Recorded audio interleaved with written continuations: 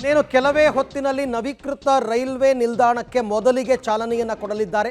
ಇವತ್ತಿನ ಅವರ ಪ್ರವಾಸದ ಮೊದಲ ಕಾರ್ಯಕ್ರಮ ರೈಲ್ವೆ ಸ್ಟೇಷನ್, ನವೀಕೃತಗೊಂಡ ರೈಲ್ವೆ ಸ್ಟೇಷನ್ ಉದ್ಘಾಟನೆ. ಅದಾದ ಬಳಿಕ ನೂತನ ವಿಮಾನ ನಿಲ್ದಾಣವನ್ನು ಉದ್ಘಾಟಿಸಲಿದ್ದಾರೆ ಪ್ರಧಾನಿ ಮೋದಿ.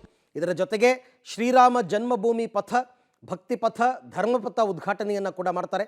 15,000 ಕೋಟಿ ವೆಚ್ಚದ ಯೋಜನೆಗಳಿಗೆ ಪ್ರಧಾನಿ ಮೋದಿ ಅವರು ಇವತ್ತು ಚಾಲನೆಯನ್ನು ಕೊಡಲಿದ್ದಾರೆ. ಇದಕ್ಕೋಸ್ಕರ ಸಂಪೂರ್ಣ ಅಯೋಧ್ಯೆ ಕೇಸರಿಮಯವಾಗಿದೆ. ಸಂಪೂರ್ಣ ಅಯೋಧ್ಯೆ ಒಂದು ರೀತಿ ಹಬ್ಬದ ವಾತಾವರಣ. ಉದ್ಘಾಟನೆ ಸಂದರ್ಭದಲ್ಲಿ ನಮಗೆ ಅಯೋಧ್ಯೆಗೆ ಹೋಗೋಕ್ಕಾಗುತ್ತೋ ಇಲ್ವೋ ಅನ್ನೋ ಕಾರಣಕ್ಕೋಸ್ಕರ ಈಗಾಗಲೇ ಸಾವಿರಾರು ಸಂಖ್ಯೆಯಲ್ಲಿ ಭಕ್ತಾದಿಗಳು ದೇಶದ ಮೂಲೆ ಮೂಲೆಯಿಂದ ಅಯೋಧ್ಯೆಯತ್ತ ಬಂದಿದ್ದಾರೆ. ಎಲ್ಲ ಸ್ಥಳಗಳಿಗೆ ಭೇಟಿ ಕೊಡ್ತಾ ಇದ್ದಾರೆ. ಆ ಸಂದರ್ಭದಲ್ಲಿ 22ನೇ ತಾರೀಕು ಆಸುಪಾಸಿನ ಸಂದರ್ಭದಲ್ಲಿ ವಿಪರೀತ ಜನಜಂಗುಳಿ ಇರುತ್ತೆ, ಎಲ್ಲವನ್ನ ನೋಡೋದಕ್ಕಾಗಲ್ಲ. ಈಗಲೇ ಹೋಗಿ ನೋಡ್ಕೊಂಡು ಬಂದ್ಬಿಡೋಣ ಅಂತ ತುಂಬ ಜನ ಬಂದಿದ್ದಾರೆ. ಅವ್ರಿಗೆಲ್ಲ ಅನುಕೂಲ ಆಗಲಿ ಅಂತಲೇ ಈ ಯೋಜನೆಗಳನ್ನು ಲೋಕಾರ್ಪಣೆ ಮಾಡ್ತಾ ಇರತಕ್ಕಂಥದ್ದು. ವಿಮಾನ ನಿಲ್ದಾಣ ಆಗಿರಬಹುದು ಅಥವಾ ರೈಲ್ವೆ ಸ್ಟೇಷನ್ ಆಗಿರಬಹುದು, ಎಲ್ಲವೂ ಕೂಡ. ಜೊತೆಗೆ 11,000 ಕೋಟಿ ರೂಪಾಯಿ ಮೌಲ್ಯದ ಅಯೋಧ್ಯೆ ಅಭಿವೃದ್ಧಿ ಕಾಮಗಾರಿ, ಹಾಗೆಯೇ ಉತ್ತರ ಪ್ರದೇಶದ 4,600 ಕೋಟಿ ರೂಪಾಯಿ ಅಭಿವೃದ್ಧಿ ಯೋಜನೆಗಳಿಗೆ ಪ್ರಧಾನಿ ಮೋದಿ ಇನ್ನೇನು ಕೆಲವೇ ಹೊತ್ತಿನಲ್ಲಿ ಚಾಲನೆ ಕೊಡ್ತಾರೆ.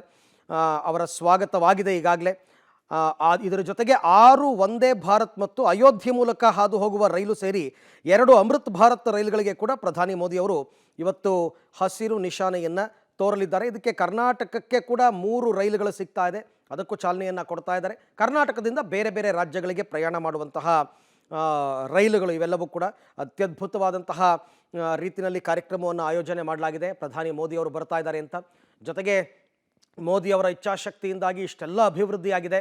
ಒಂದು ರೀತಿ ಧಾರ್ಮಿಕ ಕೇಂದ್ರವಾಗಿ ಮಾರ್ಪಾಡಾಗ್ತಾ ಇದೆ ಅಯೋಧ್ಯೆ. ಹಾಗಾಗಿ ಇಡೀ ಜಗತ್ತಿನ, ಇಡೀ ದೇಶದ ಚಿತ್ತ ಈಗ ಅಯೋಧ್ಯೆಯತ್ತ ನೆಟ್ಟಿದೆ. ಅಯೋಧ್ಯೆಯಲ್ಲಿ ಏನಾಗ್ತಾ ಇದೆ, ಏನೇನು ರೆಡಿ ಆಗ್ತಾ ಇದೆ, ಯಾವ ರೀತಿ ರೆಡಿ ಆಗ್ತಾ ಇದೆ, ಇದೆಲ್ಲವನ್ನು ತಿಳ್ಕೊಳ್ತಕ್ಕಂಥ ಕುತೂಹಲ ನಾಡಿನ ಜನತೆಗೆ ಇದೆ. ಪ್ರತಿನಿತ್ಯವೂ ಕೂಡ ಪಬ್ಲಿಕ್ ಟಿವಿಯಲ್ಲಿ ನಾವು ಅಯೋಧ್ಯೆಯ ಈ ಎಲ್ಲ ಬೆಳವಣಿಗೆಗಳ ಬಗ್ಗೆ ಸಮಗ್ರ ಮಾಹಿತಿಯನ್ನು ಕೊಡ್ತಾನೆ ಹೋಗ್ತೀವಿ. ಇನ್ನೇನು ಕೆಲವೇ ಕ್ಷಣಗಳಲ್ಲಿ ಮೊದಲಿಗೆ ರೈಲ್ವೆ ಸ್ಟೇಷನನ್ನು ಪ್ರಧಾನಿ ನರೇಂದ್ರ ಮೋದಿ ಅವರು ಉದ್ಘಾಟನೆ ಮಾಡ್ತಾ ಇದ್ದಾರೆ. ಅಯೋಧ್ಯೆ ಶ್ರೀರಾಮನ ಊರಿನಲ್ಲಿ ಸಡಗರ ಸಂಭ್ರಮ ಎಲ್ಲವೂ ಕೂಡ ಮೇಳೈಸಿದೆ. ಶ್ರೀರಾಮ ಜನ್ಮಭೂಮಿ ಪಥ ನೋಡಿ ಹೆಸರು ಹೇಗಿಟ್ಟಿದ್ದಾರೆ ಅಂತ. ಶ್ರೀರಾಮ ಜನ್ಮಭೂಮಿ ಪಥ, ಭಕ್ತಿಪಥ, ಧರ್ಮಪಥ, ಈ ಎಲ್ಲ ರಸ್ತೆಗಳು, ವಿಶೇಷವಾದ ರಸ್ತೆಗಳನ್ನ ಬಹಳ ಅದ್ಭುತವಾಗಿ ಅಲ್ಲಿ ನವೀಕರಿಸಿದ್ದಾರೆ. ಆ ರಸ್ತೆಗಳನ್ನು ಕೂಡ ಇವತ್ತು ಅವರು ಲೋಕಾರ್ಪಣೆ ಮಾಡ್ತಾ ಇದ್ದಾರೆ. ಶ್ರೀರಾಮನ ಜನ್ಮಭೂಮಿಯಲ್ಲಿ ಈ ಎಲ್ಲ ಕಾರ್ಯಕ್ರಮಗಳು ಕೂಡ ನಡೀತಾ ಇದೆ.